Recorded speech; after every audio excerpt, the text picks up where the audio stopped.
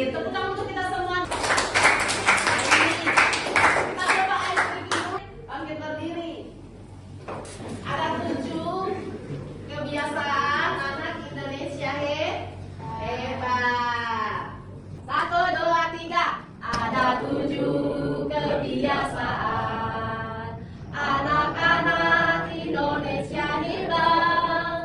Bangun pagi hari, beribadah, berolahraga, makan sehat bergizi, gemar belajar, bermasyarakat, tidur cepat, beristirahat. Oke, teman kita semua. Oke, silahkan duduk. Sekarang kita lanjutkan. Sebelum ibu lanjutkan, coba dicek semua. Cek dulu kerapiannya. Sudah rapi apa belum? Kalau sudah rapi berarti hari ini sudah siap untuk menerima pembelajaran. Oke? Nah, ini adalah pertanyaan singkat atau disebut dengan apersepsi awal. Kalian pernah sakit flu atau demam berdarah? Yang pasti pernah kita mengalami, ya kan? Gejala-gejalanya tentunya satunya dulu demam, kemudian sakit di bagian tenggorokan. Apalagi selain itu? Bersin-bersih. Penyebabnya adalah virus. Oke, kita lanjut ya. Pertanyaan selanjutnya, bagaimana keberadaan virus yang meskipun termasuk makhluk hidup tetapi dapat mempengaruhi komponen-komponen ekosistem seperti tumbuhan, hewan, termasuk manusia? Ada yang bisa menjawab? Coba kalian nih. Oke. Jadi virus itu ketika berada pada makhluk hidup, dia juga akan menjadi makhluk hidup yang terus mereplikasikan dirinya. Tapi kalau diberi dia tidak bisa. Virus ini ketika berada pada tubuh makhluk hidup seperti tumbuhan, hewan, dan manusia, maka ia akan menimbulkan penyakit dan terus berkembang biak sehingga berusaha untuk menghancurkan dunia ini.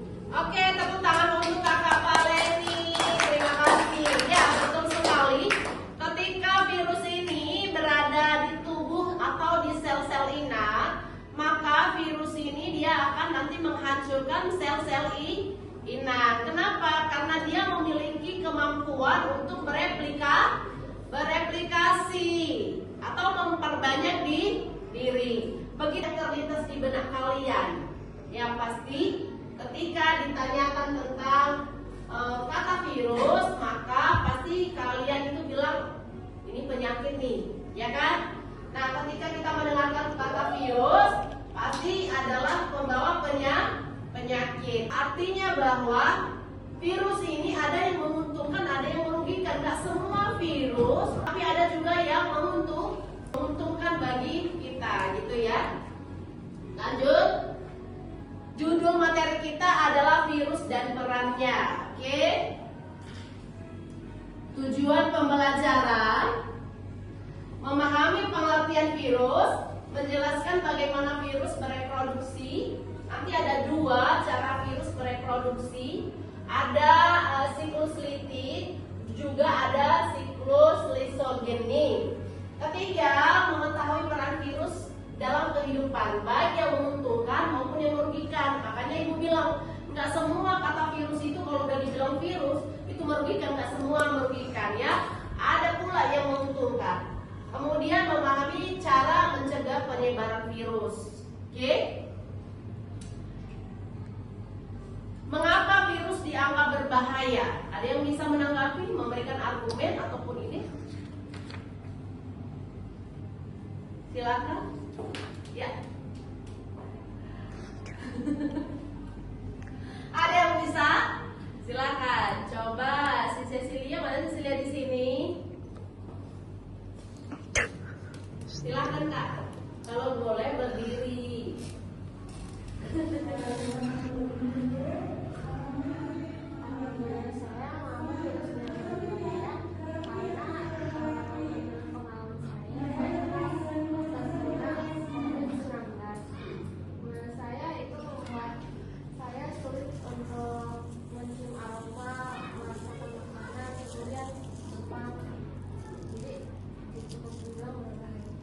Oke, tepuk tangan untuk Kakak Cecilia ya. Ya, mengapa virus dianggap berbahaya? Karena virus ini adalah sifatnya menular. Menular tidak menular ya. Kalau ketika kita pun berjabat tangan kepada orang yang sudah kena COVID-19 tahun 2019 kemarin, maka kita juga ikut kena, betul nggak nak? Nah gitu ya, jadi makanya dianggap untuk secara umum itu berbahaya karena sifat atau ciri khasnya itu menular, begitu ya. Lalu, nah di sini nanti melalui studi kasus, pandemi dan analisis infografis, peserta didik dapat menjelaskan ciri-ciri umum, struktur tubuh virus dengan tepat, minimal nanti cirinya itu 3, kalian harus tahu, ya. Serta mengidentifikasi siklus hidup virus. Ibu bilang tadi ada 2 siklus hidupnya, ada siklus litik dan juga ada siklus lisogenik. Dengan benar minimal 2 tahapan setiap siklus. Dengan penuh kesadaran dan akan bahayanya virus ini, betul? Oke ya, kita lanjut dengan materi. Di sini, apakah itu virus? Virus adalah merupakan organisme yang terkecil atau mikroorganisme yang sangat kecil, bahkan lebih kecil daripada bakteri. Virus ini tidak bisa dilihat oleh mata langsung, tetapi harus dibantu oleh mikroskop. Mikroskop apa yang digunakan? Yaitu mikroskop cahaya. Virus tidak dapat hidup sendiri dan hanya bisa berkembang biak dalam sel inang. Betul sekali, dia nggak bisa hidup sendiri, tetapi dia hanya bisa berkembang, bereplikasi pada sel inang, ya kan? Seperti itu ya nak.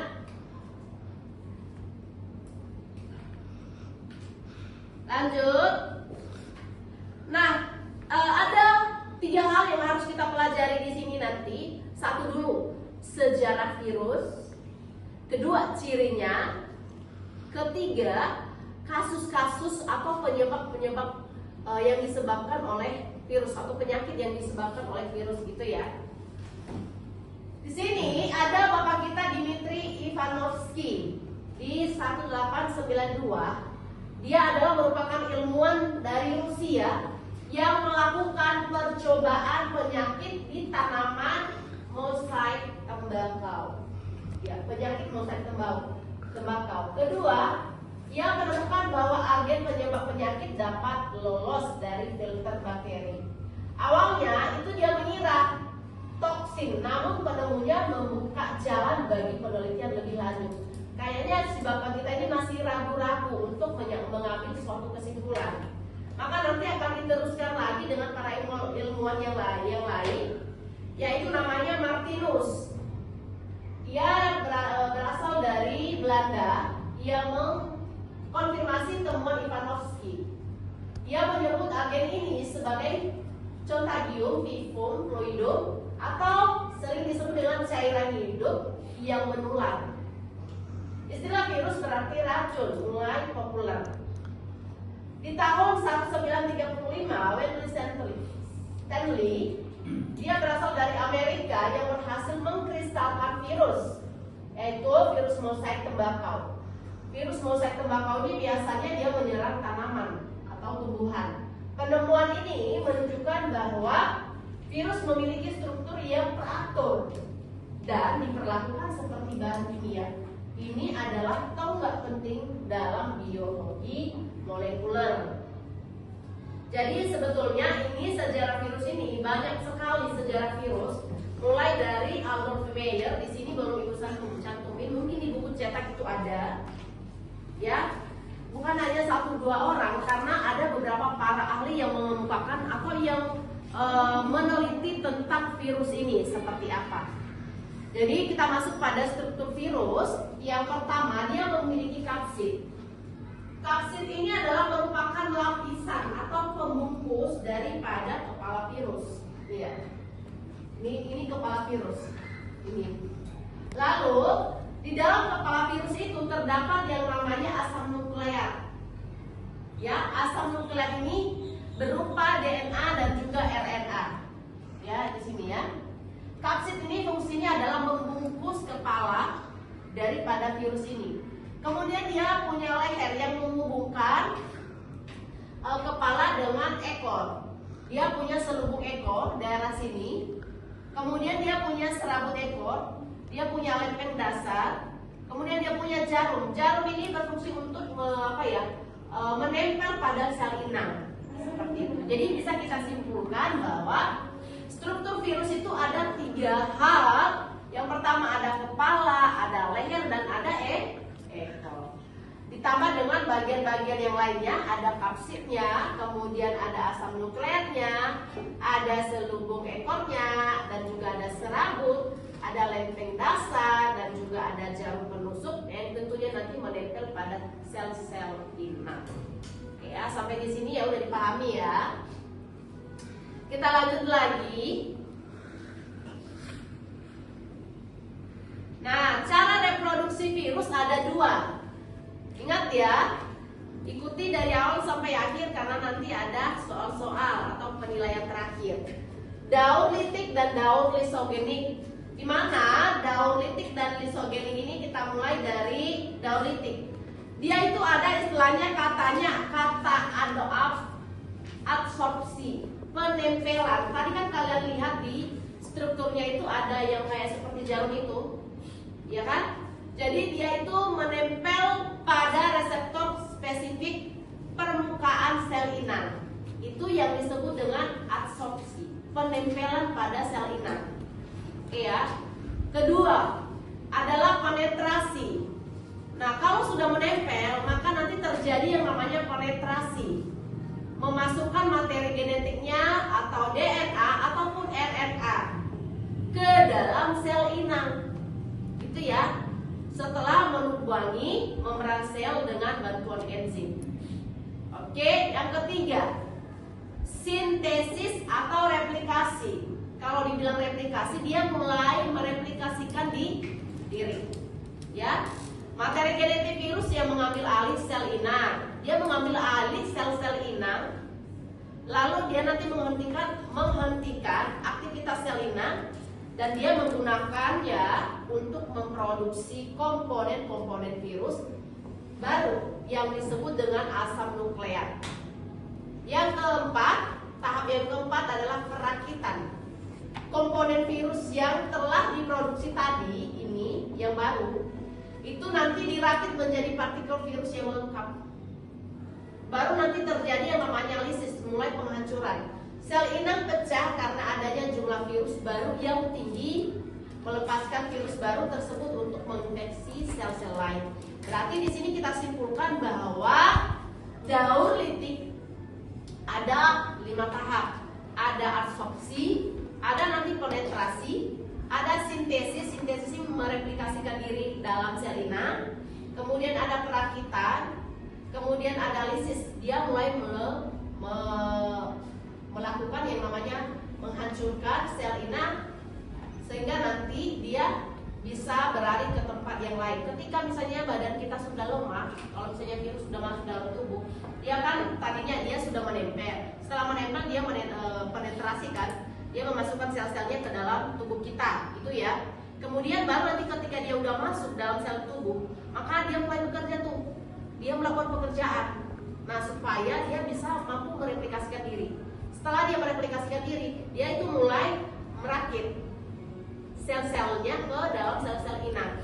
Setelah merakit, maka nanti terjadi yang namanya lisis, atau sering disebut dengan dia mulai menghancurkan sel inang kita yang lemah tadi.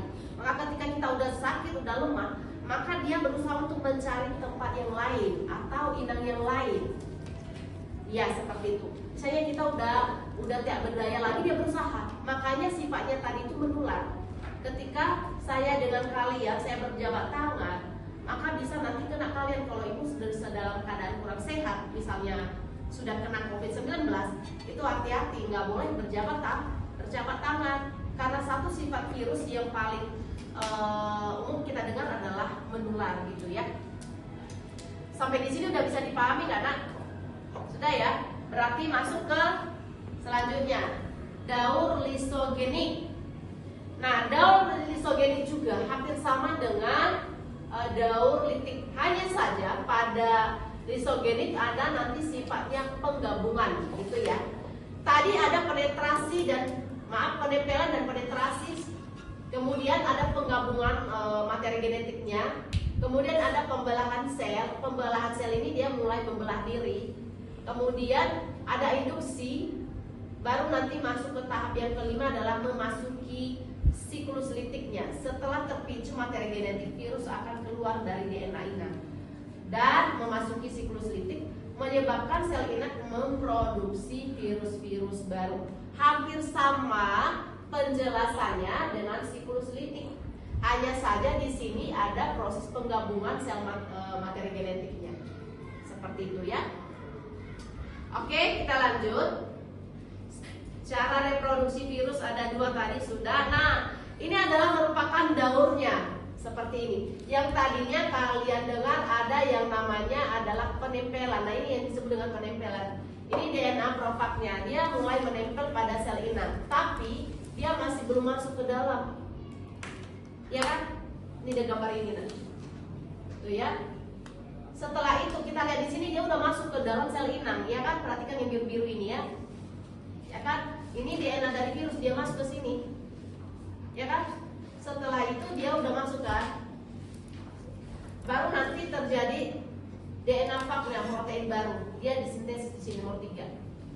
Setelah itu, setelah disintesis, dia sudah mulai bekerja untuk menghancurkan sel-sel tubuh kita atau metabolisme kita sudah mulai lemah, maka dia nanti melepaskan faknya ini. Kalau udah lemah biasanya tubuh kita kalau udah mulai lemah, maka nanti virus ini nanti dia berusaha untuk mencari tempat yang lain untuk bisa berkembang, gitu ya.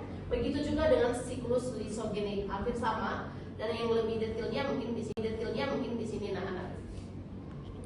Nah ini ya, bisa kalian lihat, ini namanya adalah virus ya. Tapi kalian lihat angkanya, yang mana tahap pertama. Ini tahap pertama, ini virus, dia menempel. Nah ini tahap pertama ini. Ini tahap yang kedua, tahap kedua adalah tahapnya penetrasi pada siklus litik. Ini dia.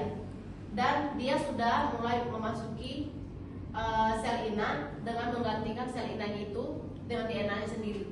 Ini ada di dalam. Oke, baru nanti tahap yang ketiga adalah ada tahap replikasi. Replikasi memperbanyak diri. Dia kan sifatnya mampu mereplikasikan diri. Ya, mampu berkembang biak nih. Bisa kalian lihat. Baru nanti yang keempat udah masuk. Ini kan anggap aja ini kan sel inang. Berarti dia udah mulai memecah.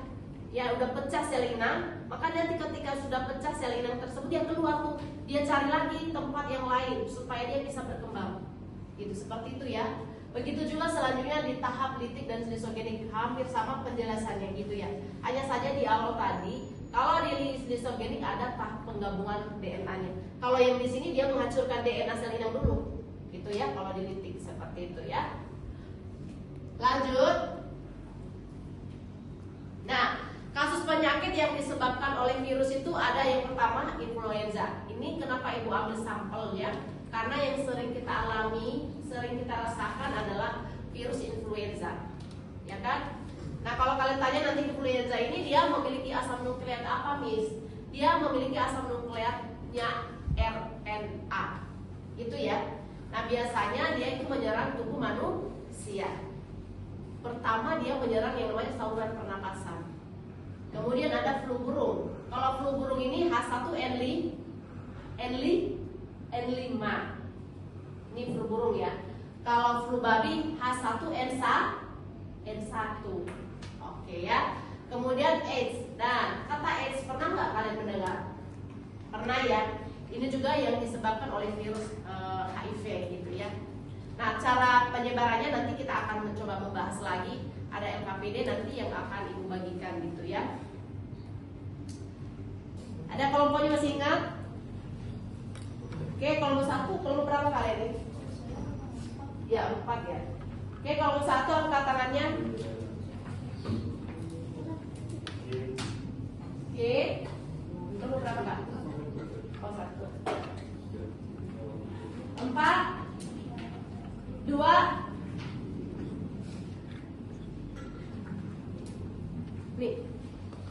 Oke, sekarang silakan bergabung ke teman-teman ya.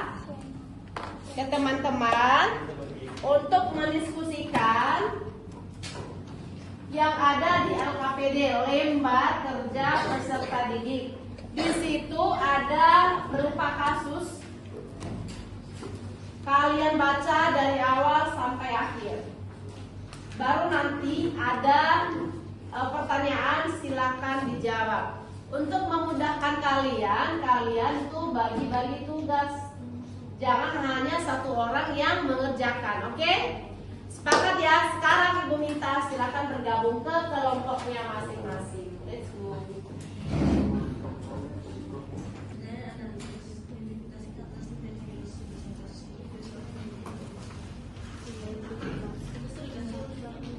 Apa yang menjadi penyebab virus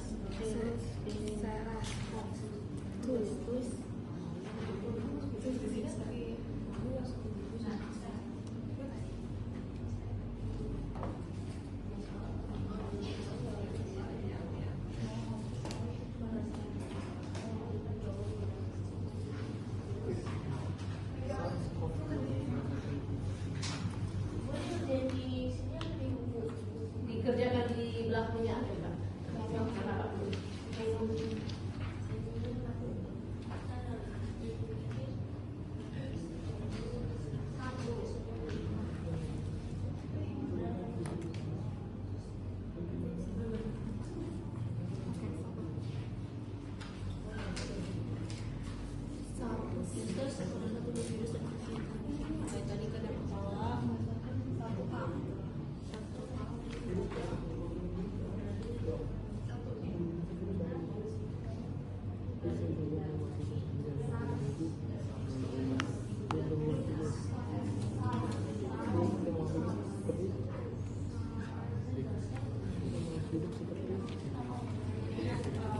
Itulah nama lainnya. Nama lainnya.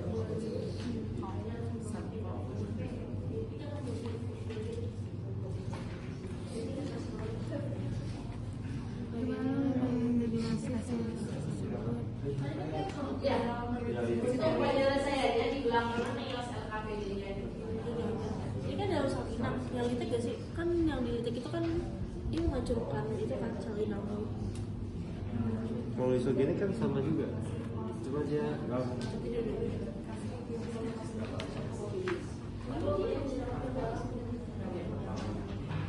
tulis kelasnya, nama kelompoknya, isi ini dalam kurung siapa, JJ, Jojo, ya.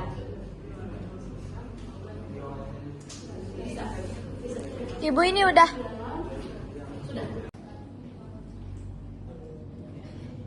Virus yang menginfeksi itu adalah virus SARS-CoV-2 atau COVID-19. Bagaimana kita mengidentifikasi virus tersebut?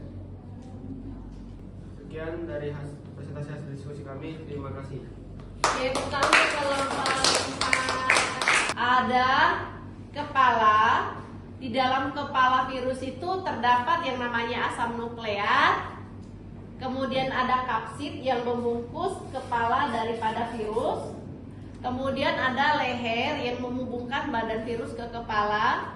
Kemudian ada ekor. Yang kedua adalah ciri-ciri virus pada umumnya. Memang satu, dia tidak memiliki yang namanya membran inti, tidak memiliki sitoplasma, itu ya. Kemudian tidak memiliki sel. Tetapi virus ini memiliki yang namanya asam nukleat, baik RNA maupun DNA, begitu ya. Kemudian virus ini tidak bisa dilihat oleh mata, hanya bisa dilihat dengan bantuan mikroskop. Yang ketiga, reproduksi dari virus ini adalah ada dua. Yang pertama ada siklus litik, kemudian ada siklus lisogenik. Kalau litik ini ada 5 tahap. Yang pertama ada proses penempelan yang disebut dengan absorpsi. Kedua ada penetrasi. Ketiga ada sintesis. Yang keempat apa? Perakitan. Kelima ada lisis. Nah, begitu juga sebaliknya dengan siklus lisogenik. Kemudian ada beberapa virus yang menguntungkan dan juga yang merugikan. Kalau yang menguntungkan itu salah satunya adalah apa? Apa yang menguntungkan tadi? Ya seperti di dalam bioteknologi bisa dengan menggunakan terapi gen. Kemudian ada vaksin. Yang merugikan itu kan ada misalnya satu virus influenza yang menyerang tubuh manusia. Ada beberapa soal yang harus kalian jawab. Siap menjawab ya?